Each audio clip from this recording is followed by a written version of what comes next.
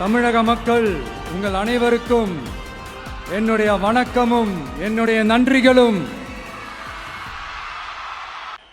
ஏன் நாமெல்லாம் கோட் சூட்லாம் போடக்கூடாதா?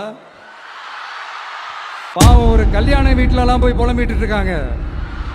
டிவிக்கு இன்னொன்னு டிஎம்கே, இதுக்கு நடுவுல வேற யாருக்கும் எந்த வேலையும் கிடையாது. ஏதாவது இருக்குன்னு சொல்றீங்க?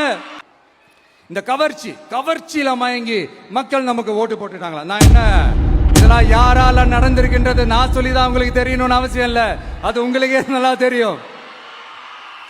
இப்படிப்பட்ட நம்ம தெய்வங்களை, இப்படிப்பட்ட நம்ம மக்களை தற்குறின்றது இன்னமும் சொல்லிக்கிட்டு இருக்கிறாங்க. நான் காஞ்சிபுரத்தில் சொன்னதை தான் இங்க நான் திரும்பவும் ரிப்பீட் பண்றேன். நீங்க தற்குறின்னு சொன்னீங்களே, அவங்க தான் உங்களோட அரசியல் வாழ்க்கையே ஒரு கேள்விக்குறி ஆக்கி இருக்கிறாங்க. அறிக்கையா விட்டு தள்ளிக்கிட்டு இருக்கிறாரு. என்ன பண்ணீங்க உங்களோட ஆட்சியில? மக்கள் பணத்தை, டாஸ்மாக்ல இருந்து அடிச்ச அந்த பணத்தை, ஊழல் செஞ்ச அந்த ஃபைல க்ளோஸ் பண்றதுக்கு அலையா அலைஞ்சிங்க. ஆனா இந்த விஜய் மக்களுக்கு தொந்தரவா இருக்கிற அதே டாஸ்மாக க்ளோஸ் பண்ணா.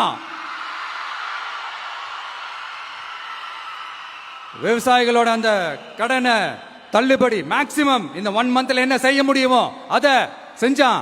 நீங்க தான் அந்த நிதி சம்பந்தமா இருக்கிற எல்லா கேட்டையும் லாக் பண்ணி வச்சுட்டு போயிருக்கிறீங்க. அதை சரி செய்ய வேணாமா? அதை ஒழுங்குபடுத்த வேணாமா? அதனால மறுபடியும் சொல்றேன், இந்த விஜய் பொய் சொல்லி ஏமாத்துறதுக்காகலாம் அரசியலுக்கு வரல. உங்க கூடவே நிக்கிறதுக்காக மட்டும்